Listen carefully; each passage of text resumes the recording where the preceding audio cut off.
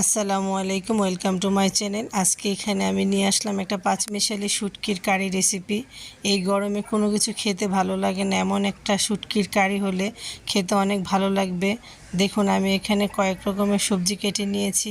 রান্না করতে লাগবে হলুদ, লবণ, মরিচ, ধনিয়ার গুঁড়া, কাঁচামরিচ থেতলানো। আমি এখানে সবজিগুলোর সাথে মশলাগুলো দিয়ে পেঁয়াজ কুচি দিয়ে দিব, দিয়ে ভালোভাবে হাতে মাখিয়ে নিব।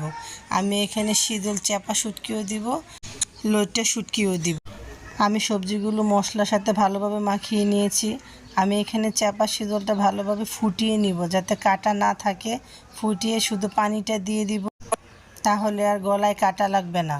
এখন ভালোভাবে ফুটে উঠলে আমি লইট্টা শুটকিটা গরম পানি দিয়ে ফুটিয়ে 10 মিনিট ভিজিয়ে রেখেছিলাম। এখন ভালোভাবে সিদ্ধ হয়ে এলে লইট্টা শুটকিটা দিয়ে মিক্স করে নিব। শুটকি আর সবজি যখন সিদ্ধ হয়ে আসবে, তখন কাঠি দিয়ে একটু হালকা থেতো করে নিব। খেতে অনেক টেস্ট হবে, একটু নরম নরম হবে। সব শেষে ধনিয়া পাতা দিয়ে নামিয়ে নিব।